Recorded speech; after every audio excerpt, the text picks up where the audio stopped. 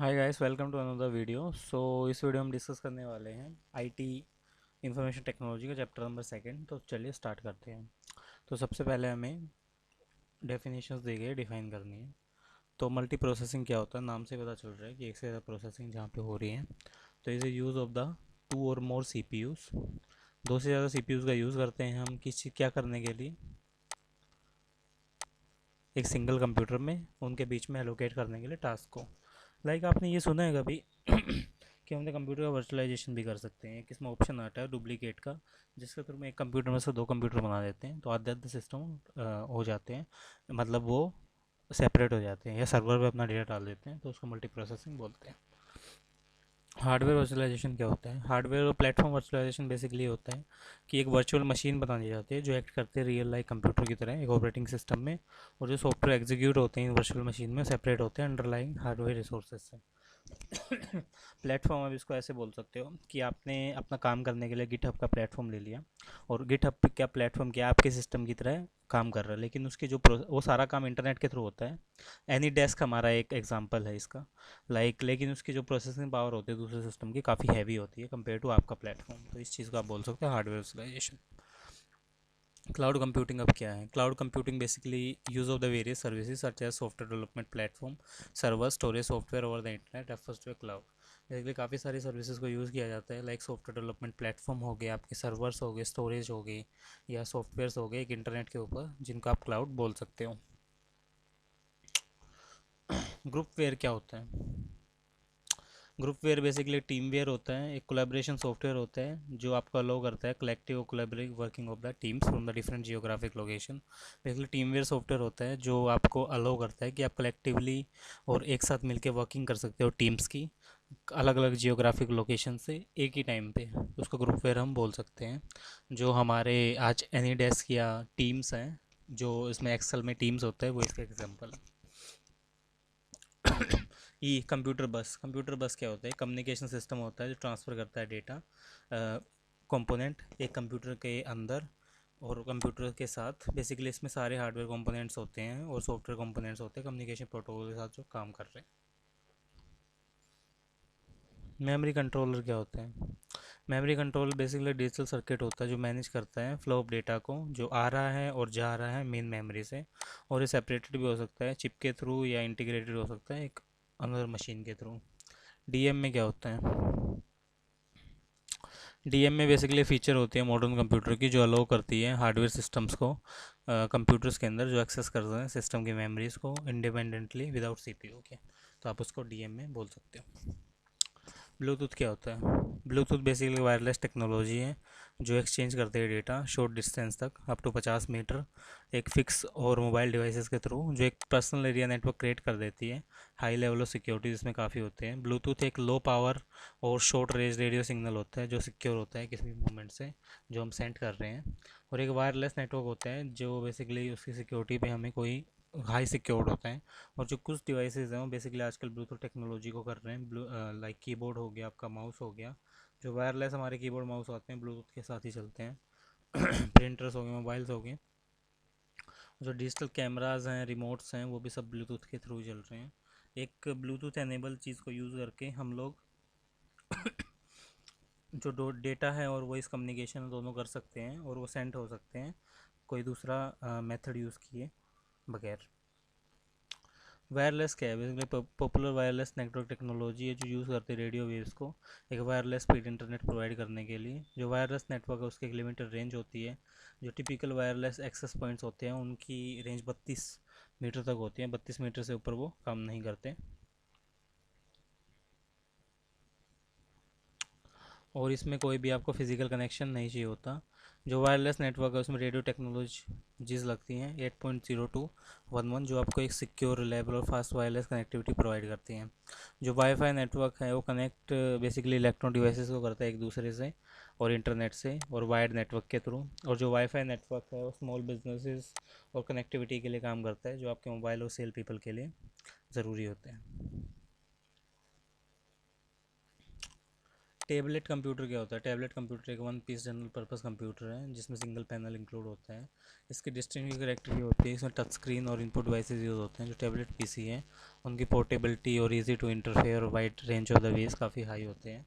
Tablet के क्या features होते हैं? सबसे पहले इनपुट मेथड्स होते हैं, टच इंटरफेयर्स को फॉलो करते हैं। साइज़ रफली इनका स्मॉल पैड और पेपर की तरह होता है। बैटरी लाइफ बेसिकली इनकी कम होती है। और जो टैबलेट्स हैं कॉन्फ़िगरेशन के साथ आते हैं जो 16 से 64 GB की स्टोरेज हमें ऑफर करते हैं। जो परफॉर्मेंस होती है आपकी लो पावर प्रोसेसर और ईमेल ब्राउजिंग के हिसाब से काफ़ी अच्छी होती है। सॉफ्टवेयर्स होते हैं एंड्रॉयड और iOS पे काम करते हैं। और जो टेबलेट्स हैं डिज़ाइन किए जाते हैं बेसिकली ब्लूटूथ और मोबाइल कनेक्टिविटी के हिसाब से। स्मार्टफोन क्या है? मोबाइल फ़ोन है जो ऑपरेटिंग सिस्टम पे बना हुआ है और जिसकी ज़्यादा एडवांस कंप्यूटर कैपेबिलिटीज़ है और कनेक्टिविटी है फ्यूचर फ़ोन के हिसाब से। हैंडहेल्ड डिवाइस होता है जो इंटीग्रेट करता है मोबाइल फ़ोन की कैपेबिलिटीज़ को ज़्यादा कॉमन फीचर्स के हिसाब से। और जो स्मार्टफोन है वो अलो करते हैं यूज़र को स्टोर करने के लिए इंफॉर्मेशन, ईमेल इंस्टॉल करने के लिए प्रोग्राम और एक मोबाइल फ़ोन दूसरे डिवाइसेस के लिए।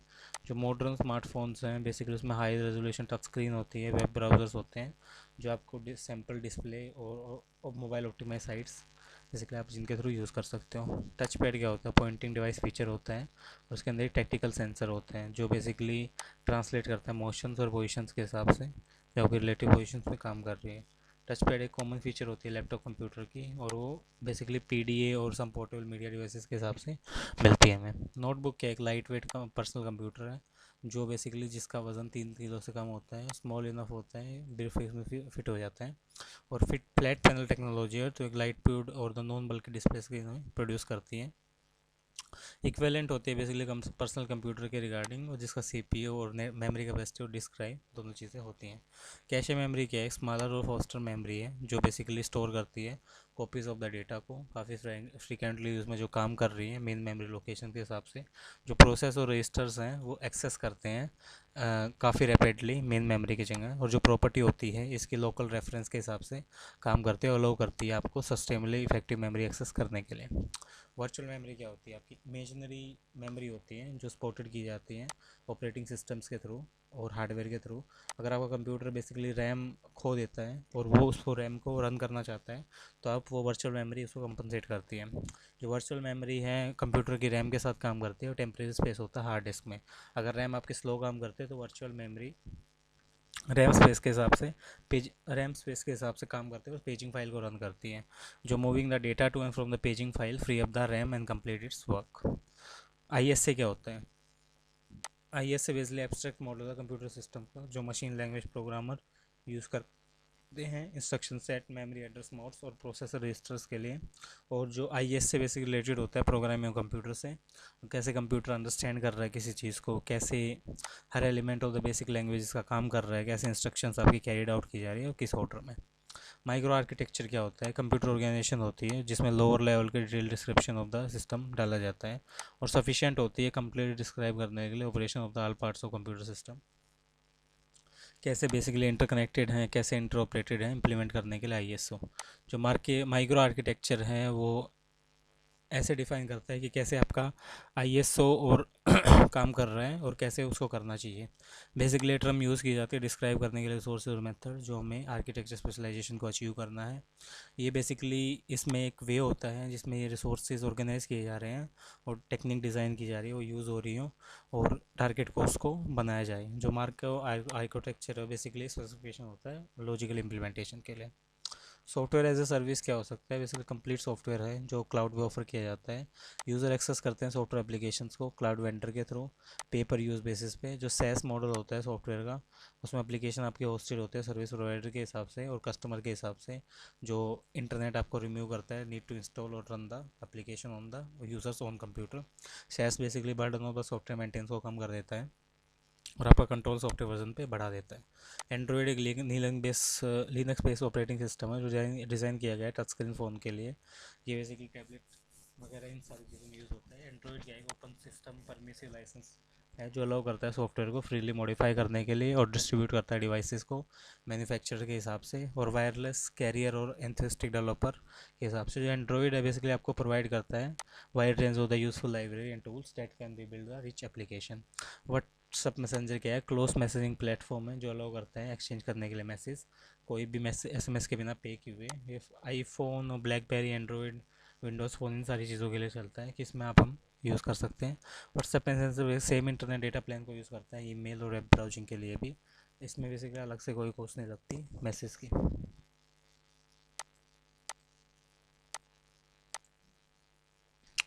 What are the 3 critical pillars of the BPA? क्या क्या हो सकते हैं? बेसिकली इंटीग्रेशन होगा पहले, जो अलाउ करेगा एप्लीकेशन ऑपरेटिंग सिस्टम को कि आप रीड मत करो डेटा को जो सिस्टम ने प्रोड्यूस किया है, पास भी करो डेटा को कंपोनेंट एप्लीकेशंस के बीच में। और कैस्ट्रेशन बेसिकली एनेबल करेगा एबिलिटी को कि जो टास्क एग्जिट्स हो रहे हैं मल्टीपल कंप्यूटर्स के बीच में, डिफरेंट डिपार्टमेंट्स के बीच में, उनको एक वन अम्ब्रेला के नीचे लेके आओ बिजनेस प्रोसेसेस में। ऑटोमेशन में आर्किटेक्चर और इंटीग्रेशन बेसिकली उनको एक साथ इकट्ठा करेगा डिलीवर करने की कैपेबिलिटी जो प्रोवाइड कर सके rule based process automatic execution के लिए, और जो स्पेन करते रह सके multiple type of the system, जो ज़्यादा इफेक्टिव हो, मेमोरेबल हो एंड एफिशिएंट बिजनेस प्रोसेसिंग में काम कर सके। Discuss the some of the benefit of using the BPA. Some of the benefit of using the BPA. BPA remove the human participation in the process, which is source of the many errors. Basically human participation को remove कर देता है, transferring the data into information। जो BPA basically collect किया जा रहा है, store किया जा रहा है डेटा से, उसको एनालाइज करता है और अवेलेबल करता है जो यूज़फुल है डिसीजन मेकिंग के लिए। बेसिकली जो टास्क होते हैं आपके मैनुअली जो किए जा रहे हैं वो बोटलनेक होते हैं प्रोसेस में, तो ऑटोमेट करना मैनुअल टास्क को स्पीड कर देता है आपके इफेक्टिव थ्रू आउट को। और जो पीपल्स हैं फोकस करते हैं ज़्यादा एनर्जीज पे, टास्क पे, जो अलो करते हैं कंप्यूटर्स को हैंडल करने के लिए मशीन्स को, तो ज़्यादा सूटेड है उस चीज़ के लिए। और जो बिज़नेस है बेसिकली इजी ऑटोमेट करता है नई एप्लीकेशंस को और प्रोसेस को जो उसके थ्रू प्रोड्यूस हो रही हैं। जो बिज़नेस प्रोसेसेस हैं डिज़ाइन किए जाते हैं कोलैबोरेटिव इंटरफेस के थ्रू, और जो इंफॉर्मेशन टेक्नोलॉजीज़ हैं वो इंटीग्रेट करती है अपनी प्रोसेसेस को बिजनेस साइड लॉजिक और डे टू डे ऑपरेशंस के हिसाब से। Different type of the server based on the service they provide. Type of the servers क्या हो सकते हैं जो सर्विसेज को प्रोवाइड कर रहे हैं उनके बेसिस पे। सो बेसिकली सबसे पहला होगा फाइल सर्वर। कंप्यूटर और स्टोरेज डिवाइस होता है जो डेडिकेट किया जाता है स्टोर करने के लिए फाइल्स को, और कोई भी यूज़र होता है इसमें स्टोर कर सकता है फाइल को सर्वर पे। प्रिंट सर्वर बेसिकली एक से ज़्यादा प्रिंटर्स को मैनेज करता है। कंप्यूटर सर्वर नेटवर्क ट्रैफिक को मैनेज करता है। कंप्यूटर सिस्टम डेटाबेस क्वेरीज को मैनेज करता है। एप्लीकेशन सिस्टम हैंडल करता है सारे एप्लीकेशन ऑपरेशंस को यूजर्स और एंटरप्राइज बैकएंड बिजनेस एप्लीकेशंस के बीच में। वेब सर्वर बेसिकली कंप्यूटर होता है जो डिलीवर करता है वेब पेजेस को। हर वेब सर्वर के पास एक आईपी एड्रेस होता है जो एक डोमेन नेम को फॉलो कर रहा है। अगर कोई भी कंप्यूटर वेब सर्वर में कन्वर्ट हो जाता है तो इंस्टॉल सर्वर सॉफ्टवेयर होते हैं जो कनेक्ट करते हैं मशीन्स को इंटरनेट से। मेल सर्वर मूव और सोर्स करता है मेल्स को कॉर्पोरेट नेटवर्क में। क्लाउड कंप्यूटिंग और 3 type of the cloud in the cloud computing processes. Cloud computing basically क्या हो सकते हैं, काफ़ी सारी सर्विसेज का यूज़ करते हैं software development platform, server, storage software etcetera को, जो बेसिकली जिनको आप क्लाउड बोलते हो। क्लाउड कंप्यूटिंग इन्वायरमेंट में आप multiple type of the clouds देख सकते हो जो डिप्लॉयमेंट यूजेस पे काम करते हैं। पब्लिक, प्राइवेट, कम्युनिटी क्लाउड और hybrid cloud. Public cloud basically क्या होते हैं, ये अवेलेबल होते हैं जनरल पब्लिक के लिए और लार्ज इंडस्ट्रीज़ के लिए, जो बेसिकली एडमिनिस्ट्रेटेड किए जाते हैं थर्ड पार्टीज़ के द्वारा over the internet. And the service जो ऑफर की जा रही हैं पेपर यूज़ बेसिस पे होती हैं और वाइडली यूज़ किए जाते हैं डेवलपमेंट और डिप्लॉयमेंट में मैनेजमेंट की एक अफोर्डेबल कॉस्ट पे, और अलाउ करते हैं ऑर्गेनाइजेशन को डिलीवर करने के लिए हाईली और स्केलेबल रिलायबल एप्लीकेशन जो अच्छी अफोर्डेबल कॉस्ट पे काम कर सकें। प्राइवेट और इंटरनल क्लाउड क्या होते हैं, जो क्लाउड कंप्यूटिंग एनवायरनमेंट होते हैं वे within the boundaries of organisation काम करते हैं और यूज़ किए जाते हैं बेसिकली ऑर्गेनाइजेशन बेनिफिट के लिए। ये बिल्ड किए जाते हैं आईटी डिपार्टमेंट के द्वारा जो एंटरप्राइज ऑप्टिमाइज़ करना चाहती है यूटिलाइजेशन इंफ्रास्ट्रक्चर रिसोर्सेज को एंटरप्राइज में। एप्लीकेशन बेसिकली कंसेप्ट यूज़ करते हैं ग्रिड और वर्चुअलाइजेशन का, जो प्राइवेट क्लाउड होते हैं एनेबल करते हैं एंटरप्राइज को मैनेज करने के लिए इंफ्रास्ट्रक्चर और मोर कंट्रोल करने के। Community cloud basically sharing of the computer infrastructure होता है organisation of the same community के बीच में। तो सारी गवर्नमेंट ऑर्गेनाइजेशन होते हैं वो कंप्यूटिंग इंफ्रास्ट्रक्चर को शेयर करते हैं क्लाउड पे डेटा को मैनेज करने के लिए। क्या होता है जो डेटा स्टोर किया जाता है बेसिकली कंप्यूटर्स के रिगार्डिंग। हाइब्रिड क्लाउड्स क्या होते हैं, कॉम्पोजिशन ऑफ द टू और मोर क्लाउड्स होते हैं जिसमें बेसिकली इंटरनल और एक्सटर्नल प्रोवाइडर्स के द्वारा मेंटेन किए जाते हैं। ये मेंटेन करते हैं यूनिक आइडेंटिटी को और एक एक साथ इकट्ठे होते हैं स्टैंडर्डाइज डेटा और एप्लीकेशन पोर्टेबिलिटी के बेसिस पे। जो हाइब्रिड क्लाउड है वो बेसिकली ऑर्गेनाइजेशन उसको नॉन कोर एप्लीकेशंस के हिसाब से रन करती है पब्लिक क्लाउड में और मेंटेन करती है कोर एप्लीकेशन को और central data. Cloud computer architecture क्या हो सकता है? कंपोनेंट और सब कंपोनेंट होते हैं जो बेसिकली फ्रंट एंड प्लेटफॉर्म होता है जिनके अंदर बैक एंड प्लेटफॉर्म होता है। क्लाउड बेस्ड डिलीवरी और नेटवर्क के बेसिस पे काम करते हैं। जो क्लाउड आर्किटेक्चर होता है उसमें मल्टीपल कंपोनेंट्स होते हैं जो कम्युनिकेट करते हैं एक दूसरे से, एक टाइट और loose coupling of the cloud resources के द्वारा। और इसमें बेसिकली दो पार्ट होते हैं, फ्रंट एंड और बैक एंड, जो एक दूसरे से कनेक्टेड होते हैं नेटवर्क के थ्रू इंटरनेट पे और जो बेसिकली यूज़र और क्लाइंट को हेल्प करते हैं। जो बैक एंड होता है क्लाउड सेक्शन होता है सिस्टम का। फ्रंट एंड कैसे काम करता है? फ्रंट एंड तो क्लाउड कंप्यूटर सिस्टम में क्लाइंट के डिवाइसेस होते हैं और एप्लीकेशंस होते हैं जो बेसिकली एक्सेस करते हैं क्लाउड कंप्यूटिंग सिस्टम आर्किटेक्चर को। जो क्लाउड कंप्यूटिंग सिस्टम्स हैं वो सेम इंटरफेस नहीं देते यूज़र्स को। और बैक एंड्स होते हैं और कुछ फिजिकल पेरिफेरल्स होते हैं उसमें, जो क्लाउड कंप्यूटिंग से बैक एंड के थ्रू काम करता है, जो बेसिकली काफ़ी सारे कंप्यूटर मशीन्स के थ्रू आपको प्रोसेस करते हैं। जो डेटा स्टोरेज सिस्टम्स और सर्वर्स होते हैं या ग्रुप्स होते हैं क्लाउड के, वो पूरे क्लाउड सिस्टम के हिसाब से काम करते हैं। और जो क्लाउड कंप्यूटिंग सिस्टम्स होते हैं उसमें काफ़ी सारे टाइप के वेब एप्लीकेशन प्रोग्राम्स होते हैं, video game, data processing, software development etcetera. इन सारे कामों के लिए हम यूज़ करते हैं। प्रोटोकॉल बेसिकली इसके रूल्स होते हैं जो सर्वर यूज़ करता है अपने काम को करने के लिए। और मिडल वेयर कंप्यूटर्स को अलाउ करते हैं कनेक्टेड करने के लिए एक नेटवर्क के ऊपर एक दूसरे से। अगर वो क्लाउड सर्विस प्रोवाइडर के पास काफ़ी सारे कस्टमर्स हैं और हाईली डिमांड में रहते हैं उस स्टोरेज स्पेस के लिए, companies and service provider centre of the storage space होते हैं कंपनी के पास। सर्विस मॉडल्स क्या होते हैं क्लाउड कंप्यूटिंग के?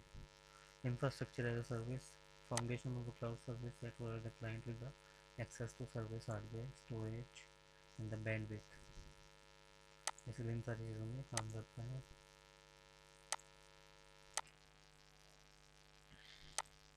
Infrastructure as a source, foundation of the cloud service that provide the client with the access to the server hardware। Basically जो servers होते हैं ना वो फिजिकल सर्वर्स तो प्रोवाइड कर दिए जाते हैं इसमें। Storage, bandwidth, other function component sources वो सब भाड़े पे दे देते हैं आपको। जो सर्विस है वो पेड होती है यूजर बेसिस पे और बेसिकली डायनामिक स्केलिंग और कस्टमर नीड्स के हिसाब से आपको रिसोर्सेज दे दिए जाते हैं। ये बेसिकली शेयर्ड रिसोर्सेज होते हैं जो नीड बेसिस पर प्रोवाइड करा जाता है और आपको काफ़ी कम कॉस्ट लगती है इनकी। सॉफ्टवेयर एज अ सर्विस कैसे काम करता है? एक कंप्लीट सॉफ्टवेयर होता है जो आपको क्लाउड पे ऑफर किया जाता है। यूज़र कर सकते हैं इस सॉफ्टवेयर का एक्सेस और पे पर यूज़ बेसिस पे इसको पे करते हैं। जो सैस मॉडल होता है वो बेसिकली डिप्लॉयमेंट करता है काफ़ी सारे एप्लीकेशंस का जो सर्विस प्रोवाइडर के हिसाब से होस्ट की जा रही है इंटरनेट पर, और जो रिम्यू करती है बेसिकली आपको इंस्टॉल नहीं करना पड़ता सिस्टम और कोई एप्लीकेशन रन नहीं करनी पड़ती यूज़र के ओन कंप्यूटर पे। तो सिस्टम में एलिवेट करता है burden of the software maintenance का, सपोर्ट करता है यूज़र को री एम्प्लिश करने के लिए software version requirement. Platform as a service कैसे काम करता है? बेसिकली प्रोवाइड करता है क्लाइंट को access to the basic operating software and the optional services. Develop करता है बेसिकली सॉफ्टवेयर एप्लीकेशन के हिसाब से without the need to buy or manage the underlying computing infrastructure। Google app engine allow करता है क्लाइंट को अपने वेब एप्लीकेशंस को यूज़ करने के लिए गूगल के इंफ्रास्ट्रक्चर पर। Network as a service provider कैसे हो सकता है? कैटेगरी होती है क्लाउड सर्विसेज की जिसमें कैपेबिलिटी प्रोवाइड की जाती है क्लाउड सर्विस यूज़र्स के हिसाब से आपके नेटवर्क को यूज़ करने की, ट्रांसपोर्ट करने की, कम्युनिकेट करने की सर्विसेज के हिसाब से। जो आपका NAAS होता है वो इन्वॉल्व करता है optimisation of the resource allocation. ये कंसिडर करने के लिए नेटवर्क हैं और जो कंप्यूटर रिसोर्सेज हैं वो आपके पूरे प्रोवाइड किए जा रहे हैं। और एग्जांपल्स बेसिकली इसके virtual private network, mobile network, virtualisation ये सब हो सकते हैं। कम्युनिकेशन एज सर्विस क्या हो सकता है? आउटसोर्स एंटरप्राइज कम्युनिकेशन सॉल्यूशन है जो लीज पे लिया जाता है सिंगल वेंडर्स के थ्रू। और जो सैस वेंडर्स होते हैं रिस्पॉन्सिबल होते हैं हार्डवेयर और सॉफ्टवेयर मैनेजमेंट के लिए और गारंटीड करते हैं क्वालिटी ऑफ द सर्विस।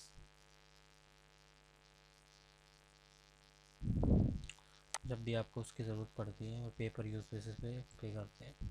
इसलिए लार्ज कैपिटल इन्वेस्टमेंट चाहिए होती है इसमें। मोबाइल कंप्यूटिंग क्या होती है इसके कंपोनेंट्स बताओ। मोबाइल कंप्यूटिंग बेसिकली एक पोर्टेबल कंप्यूटर डिवाइसेस को हम यूज़ करते हैं, laptop, mobiles etcetera, mobile communication technologies के लिए जो एनेबल करती है यूज़र को कि एक्सेस कर सके इंटरनेट और डेटा को अपने घर पर कहीं से भी। और जो मोबाइल कम्युनिकेशन है वो एनेबल करती है यूज़र द मोबाइल डिवाइसेस का, जो PDA, laptop, mobile phones, MP3 players के साथ हम काम करते हैं। Mobile communication, mobile hardware, mobile software basically discuss किया जाता है। मोबाइल कम्युनिकेशन क्या है? इंफ्रास्ट्रक्चर बना दिया जाता है जो इंश्योर करता है सिमिलर और रिलायबल कम्युनिकेशन, और जो बेसिकली आपके डिवाइस और प्रोटोकॉल सर्विस बैंडविड्थ के थ्रू काम करता है, फैसिलिटेट करता है, सपोर्ट करता है आपके स्ट्रेटजिक डिवाइसेस को। जो डेटा है आपके फॉर्मेट में जो बनाया जा रहा है और सिग्नल जो कैरी किए जा रहे हैं वो कैपेबल होते हैं रिसीविंग और similar random signal send. Mobile hardware कैसे काम करते हैं? जो इसमें मोबाइल डिवाइसेस होते हैं जो रिसीव करते हैं और एक्सेस करते हैं सर्विस और मोबिलिटी की, और आपको पोर्टेबल लैपटॉप और स्मार्टफोन, टैबलेट, पीसी या पर्सनल डिवाइसेस के हिसाब से सर्विसेज प्रोवाइड करते हैं। ये डिवाइसेस बेसिकली रिसेप्टर होते हैं जिनमें सेंसिंग और रिसीविंग सिग्नल्स होते हैं और आपके कंज्यूम करते हैं फुल रिफ्लेक्स के हिसाब से ऑपरेट करने में। मोबाइल सॉफ्टवेयर्स क्या होते हैं? एक्चुअल प्रोग्राम्स होते हैं जो मोबाइल हार्डवेयर के बेसिस पे बनाए जाते हैं। ये डील्स करते हैं करेक्टरिस्टिक्स और रिक्वायरमेंट्स के हिसाब से मोबाइल एप्लीकेशंस के, और जो इंजन होता है मोबाइल डिवाइसेस का उसके हिसाब से। ऑपरेटिंग सिस्टम अप्लाइंसेस के हिसाब से काम करते हैं और एसेंशियल कंपोनेंट होते हैं जो आपको जिसके बेसिस पे आपका मोबाइल डिवाइस ऑपरेट कर रहा है। डेटा बेस मॉडल क्या होते हैं? Data base model basically type of the data model होते हैं जो डिटरमाइन करते हैं logical structure of the database को, जो फंडामेंटली डिटरमाइन कर रहे हैं मैनर में जिसमें डेटा आपका स्टोर किया गया है, ऑर्गेनाइज किया गया है, मैनिपुलेट किया गया है। डेटाबेस मॉडल कैसे आपके फॉलो कर सकते हैं? सबसे पहला है हायरार्किकल डेटाबेस मॉडल। इसमें जो रिकॉर्ड्स होते हैं आपके लॉजिकली ऑर्गेनाइज किए जाते हैं हायरार्की ऑफ द रिलेशन में, और जो हायरार्किकल स्ट्रक्चर्स हैं वो अरेंज किया जाता है इन्वर्टेड ट्री पैटर्न में। जितने भी रिकॉर्ड्स होते हैं हायरार्की में वो सारे नोड्स होते हैं। जो टॉप पेरेंट रिकॉर्ड है हायरार्की में उनको रूट रिकॉर्ड बोलते हैं, और जो रिकॉर्ड जिनमें दूसरे रिकॉर्ड्स होते हैं पेरेंट रिकॉर्ड होते हैं। हर नोड क्या होता है? रिलेटेड होता है दूसरों से एक पेरेंट चाइल्ड रिलेशनशिप में, और हर नोड के पास बेसिकली एक से ज़्यादा चाइल्ड हो सकता है लेकिन किसी भी चाइल्ड के पास एक से ज़्यादा पेरेंट्स नहीं हो सकते। हायरार्किकल डेटा स्ट्रक्चर इंप्लीमेंट करता है वन टू वन और वन टू मैनी रिलेशनशिप में। नेटवर्क डेटाबेस मॉडल कैसे काम करते हैं? नेटवर्क मॉडल में बेसिक वेरिएशंस होती है हायरार्किकल मॉडल के हिसाब से, जो concept of the multiple branches पे बनाए जाते हैं और बेसिकली वन और एक से ज़्यादा नोड्स पे काम करते हैं, और जो ब्रांच होते हैं कनेक्टेड होते हैं मल्टीपल नोड्स से। जो नेटवर्क मॉडल है प्रेजेंट करते हैं residency in data more efficiently.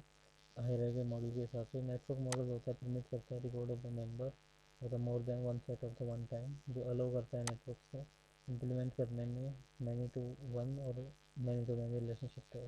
Relationship database model क्या होते हैं? जो रिलेशन डेटाबेस मॉडल है अलाउ करते हैं डेफिनेशन को और उनके डेटा को स्ट्रक्चर, स्टोरेज और रिटायर इन्फॉर्मेशन के हिसाब से यूज़ करने में, और जो इंटीग्रिटी कॉन्स्टेंट्स होते हैं वो भी ऑर्गेनाइज होते हैं टेबल स्ट्रक्चर में। जो एक table of the collection of the records है और हर रिकॉर्ड है टेबल में वो एक सेम फील्ड के हिसाब से काम करता है। तीन की टर्म्स होती हैं जो रिलेशन डेटाबेस के हिसाब से काम करती हैं: रिलेशनल, एट्रीब्यूट और डोमेन। रिलेशनल क्या है? टेबल है जिसमें कॉलम और रो होते हैं, और बेसिकली इसमें कॉलम ऑफ द रिलेशन के एट्रीब्यूट्स बोलते हैं। जो डोमेन होती है सेट ऑफ द वैल्यूज़ होती है, और एट्रीब्यूट्स उसके हिसाब से लिए जाते हैं। जो रिलेशन डेटाबेसेस हैं उसमें मल्टीपल टेबल्स होती हैं जिनके सिमिलर वैल्यू होती है दो से ज़्यादा रिकॉर्ड्स में, और एम्प्लाइज करते हैं रिलेशनशिप को उन रिकॉर्ड्स के बीच में काम करने में। टेबल्स के अंदर सिंगल एट्रीब्यूट्स नहीं होते हैं और बेसिकली वो एक्ट करते हैं की तरह, जो यूनिक आइडेंटिटी को यूज़ करती है टेबल के हिसाब से। जो की है वो बेसिकली यूज़ की जाती है यूनिकली आइडेंटिफाई करने के लिए एक प्राइमरी की को, और जो कॉलम होता है इसमें की भी हो सकता है, मल्टीपल कॉलम भी हो सकता है, और group together with the compound की, और वो बेसिकली कंपाउंड की के हिसाब से ग्रुप होता है। ऑब्जेक्ट ओरिएंटेड डेटाबेस मॉडल क्या होते हैं?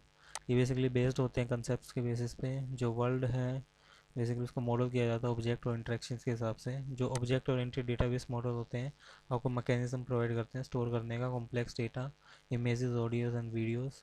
जो ODMS है वो हेल्प करता है प्रोग्रामर्स को ऑब्जेक्ट्स क्रिएटेड करने में प्रोग्रामिंग लैंग्वेज के हिसाब से डेटाबेस ऑब्जेक्ट में। जो ऑब्जेक्ट ओरिएंटेड प्रोग्राम में बेस्ड होते हैं series of the working objects पे, और जो हर ऑब्जेक्ट है वो इंडिपेंडेंटली फंक्शनिंग करता है प्रोग्राम के हिसाब से।